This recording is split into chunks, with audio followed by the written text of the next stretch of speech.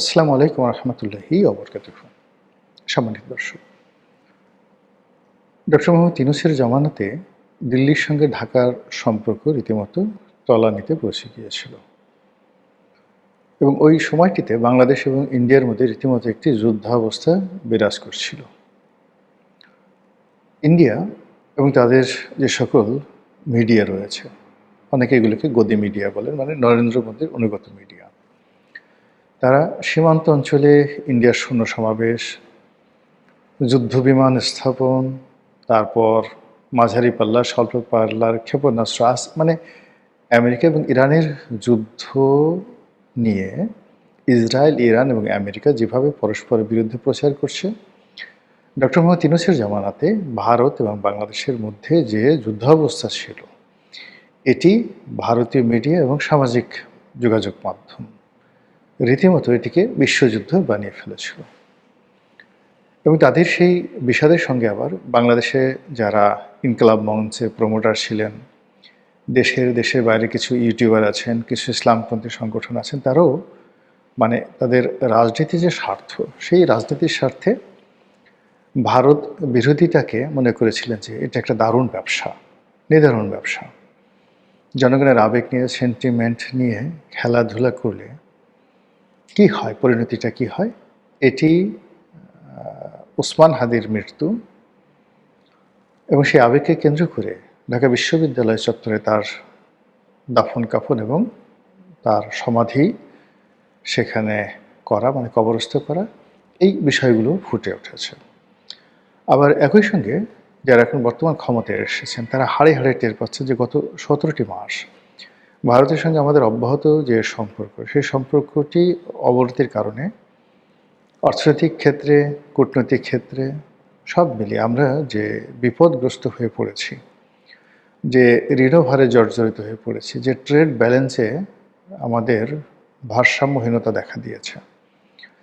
তারপর আমাদের যে দুই দেশের মানুষের মধ্যে যে মনস্তাত্ত্বিক সমস্যা দেখা দিয়েছে, সীমান্ত অঞ্চলে সীমান্ত রক্ষী বাহিনীগুলোর বাড়াবাড়ি বাংলাদেশের এবং ভারতের, তারপর ভিসা বন্ধ করে দেওয়ার কারণে কলকাতা, আগরতলা, আসাম থেকে শুরু করে শিলং, দার্জিলিং প্রভৃতি এলাকাতে যেখানে বাঙালি পর্যটকরা সবসময় গম গম করে, সেখানে এক ধরনের মনস্তাত্ত্বিক ফ্রাস্ট্রেশন লক্ষ্য করা গেছে ভারতীয় নাগরিকদের মধ্যে। একইভাবে যারা প্রতিনিয়ত ভারতে চিকিৎসা করেন, এবং আমাদের দেশে লক্ষ লক্ষ মানুষ রয়েছেন যারা ভারতে হার্ট লাগিয়েছেন, মানে হৃদয়ের চিকিৎসা করিয়েছেন, মস্তিষ্কের চিকিৎসা করেছেন, চোখের চিকিৎসা করেছেন, এবং 3 মাস, 4 মাস, 6 মাস অন্তর অন্তর গিয়ে এগুলো আবার তাদেরকে পরীক্ষা করে আসতে হয়। এই মানুষগুলো গত 17 মাসে ইউনূসের জামানাতে রীতিমতো জাহান্নামে ছিলেন।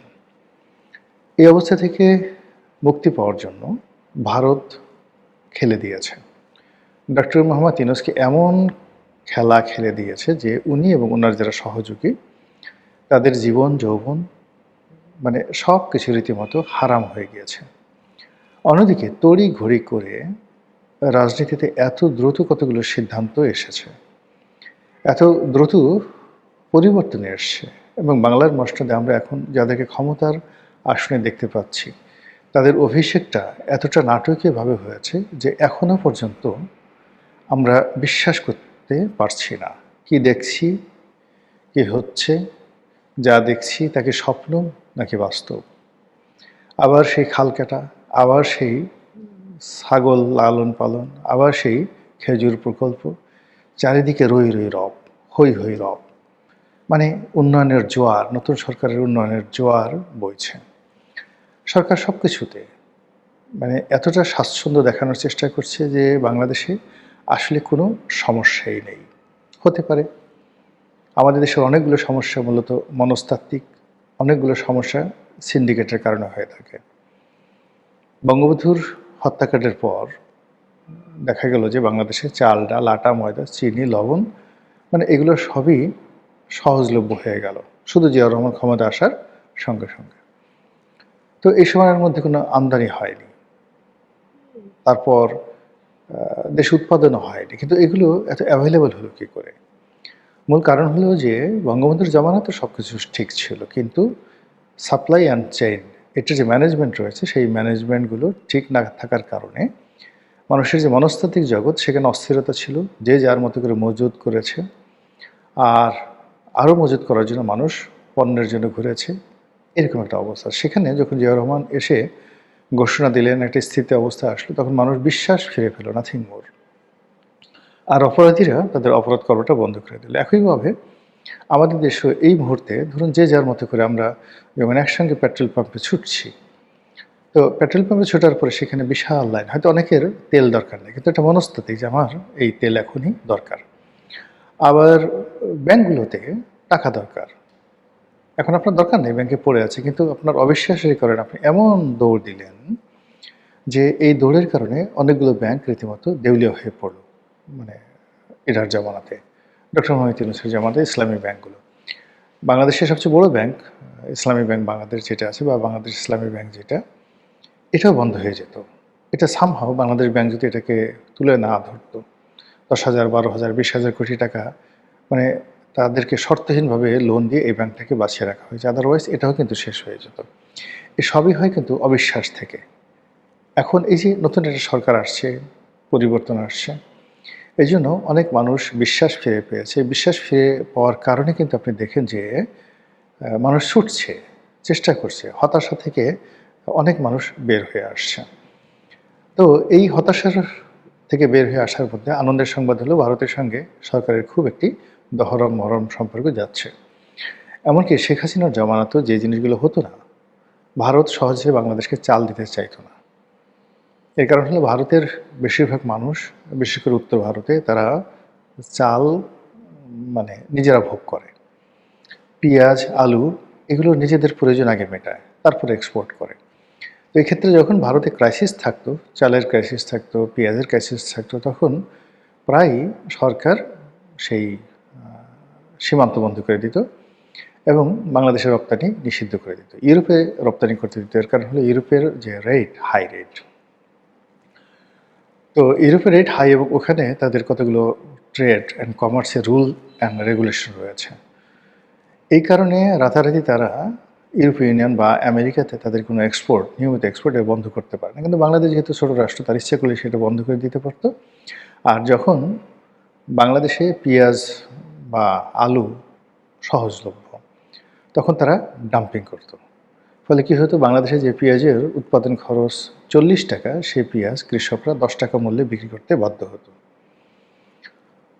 এইটা হলো ভারতের পলিসি। এটা শেখ হাসিনার জামানাতেও ছিল। কিন্তু এখন যে জিনিসটা দেখা যাচ্ছে সেই হলো ভারতের ডিজেলের ক্রাইসিস প্রবল। পাকিস্তানে তো রীতিমতো হাহাকার। তো এই ডিজেলের ক্রাইসিস থাকা সত্ত্বেও 5,000 মেট্রিক টন ডিজেল ভারত দিয়েছে। এই মুহূর্তে ভারতে চালের ক্রাইসিস রয়েছে, কিন্তু তারপরেও নতুন সরকারকে সাহায্য করার জন্য ভারত মানে পরপর কয়েকটি চালান, তারা চালের চালান বাংলাদেশে পাঠিয়েছে এবং বাংলাদেশ এগুলো খালাস করছে। ফলে আপাতত আমাদের কিন্তু দুটো, অর্থাৎ জ্বালানি তেল এবং খাদ্যশস্যের মজুদ, এই দুটোতে কোনো সমস্যা নেই। তৃতীয় যে সমস্যাটি হয় সাধারণত ব্যালেন্স অফ পেমেন্ট, অর্থাৎ আমাদের যে ফরেন রিজার্ভ, এটি মোটামুটি এখন সন্তোষজনক অবস্থানে আছে। ব্যাংকগুলো একটা স্ট্যাবল অবস্থার মধ্যে আছে।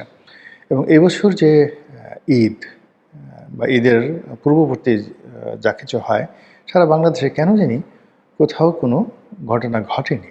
এটা আল্লাহর একটা রহমত।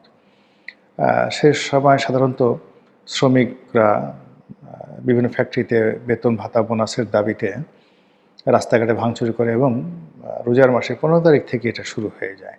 আল্লাহর মেহেরবানিতে এবছর কিন্তু এটা হয়নি, এখন পর্যন্ত হয়নি। পদ্মা সেতু, যমুনা সেতু, যেখান দিয়ে মানে গাড়ি পারাপারে বিশাল সিরিয়াল হয়, এবছর হয়নি। এনিওয়ে সব মিলিয়ে সব কিছু ভালো চলছে।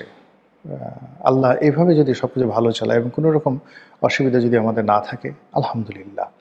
তো এখন যে জিনিসটা নিয়ে আলোচনা হচ্ছে, সেই আলোচনাটা হলো যে ভারতের সঙ্গে বর্তমান সরকারের কী লেনাদেনা আছে।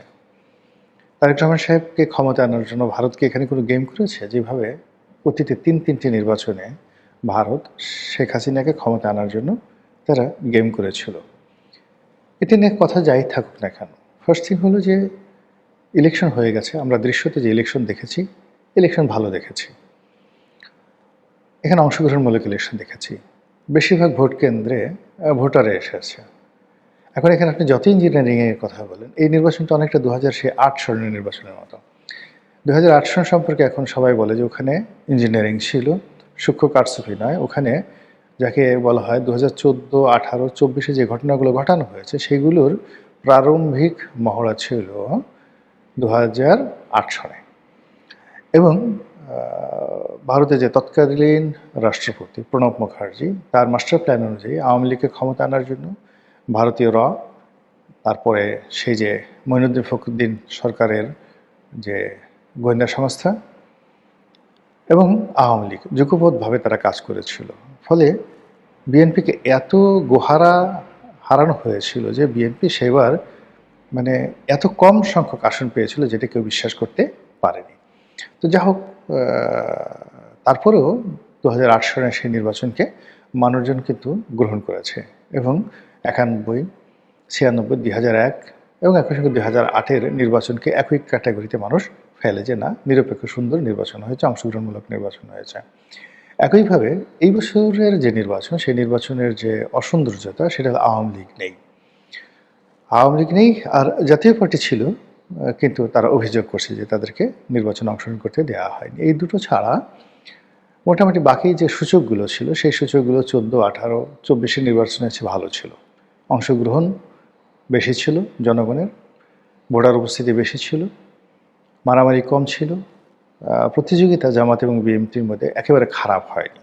আমরা যেভাবে আশা করেছিলাম যে একতরফা নির্বাচন হবে, নট লাইক দ্যাট, কিন্তু এর বাইরে অনেকগুলো জায়গাতে স্বতন্ত্র নির্বাচন মারাত্মকভাবে প্রতিযোগিতামূলক হয়েছে। ফলে এই যে নির্বাচন, এই নির্বাচনের ফলাফল নিয়ে বিরোধী পক্ষ আসলে সরকারকে ঘায়েল করতে পারবে না। বিরোধী পক্ষ সরকারকে ঘায়েল করতে পারবে সরকার যদি ভুল করে, দেশে যদি ক্রাইসিস তৈরি হয় এবং যে সমস্যাগুলো আগে আওয়ামী লীগ সরকারের জমানাতে ছিল, যে সমস্যাগুলো একসময় গত ১৭ মাসে ইউনূস জমানাতে ছিল, তো সেই সমস্যাগুলোর যে বিস্তৃতি, যেমন শিল্পায়ন, কর্মসংস্থান, বিদেশের যে মানে যারা যাচ্ছেন কর্মক্ষেত্রে কর্মসংস্থান, বৈদেশিক কর্মসংস্থান, এখানে আঘাত পাওয়া, ফরেন রেমিটেন্স না আসা বা কমে আসা, এই বিষয়গুলোতে অতীতের যে ধারাবাহিকতা ছিল সেই সূচকগুলো যদি সরকার কমাতে পারে তাহলে ২০,০০০ কিলোমিটার খাল কাটা আসলে এটা কোনো সমস্যা না। ২০ লাখ টাকা করে পার কিলো যদি খাল কাটতে যায়, ২০,০০০ কিলোমিটার খাল কাটতে মাত্র ৪,০০০ থেকে ৫,০০০ কোটি টাকা খরচ যায়। আগের সরকারের আমলে এরকম অনেক বড় বড় ডিল হয়েছে। বড় বড় ডিল হয়েছে, এক একটা ডিলে নাকি ১০,০০০, ১৫,০০০ কোটি টাকা খালি ঘুষ লেনদেন হয়েছে। তো সেখানে ৪,০০০ কোটি টাকা দিয়ে যদি খাল কাটা হয়, তো ৪,০০০ কোটি টাকা তো চুরি হবে না। এখানে বহু শ্রমিকের কর্মসংস্থান হবে, সাধারণ মানুষের কাজকর্ম করবে এবং কিছুটা হলেও এই যে ভূমির মানে এদিক ওদিক হবে এবং ২-৪টা খাল যে ভালোভাবে কাটা হবে না, নট লাইক দ্যাট। অনেক খালি ভালোভাবে হয়তো কাটা হতে পারে। তো এই যে চলছে, যা কিছু চলছে, তো এই কাজ যদি চলমান থাকে তাহলে দিল্লির সঙ্গে যে বর্তমান সরকার দহরম মহরম, এটা নিয়ে জামাত কোনো অবস্থাতে মাঠ গ্রহণ করতে পারবে না। আর তা যদি করতে না পারে তাহলে শেখ হাসিনার যে কালিমা ছিল, আওয়ামী লীগের যে কালিমা ছিল, সেই কালিমাটা আর থাকবে না এবং আওয়ামী লীগের বাংলাদেশে ফিরে আসতে এবং রাজনীতিতে পুনর্বাসিত হতে অনেক অনেক বেশি সহজ হয়ে যাবে। মহান আল্লাহ আমাদের সবাইকে হেদায়েত দান করুন এবং হেফাজত করুন। আসসালামু আলাইকুম ওয়া রাহমাতুল্লাহি ওয়া বারাকাতুহু।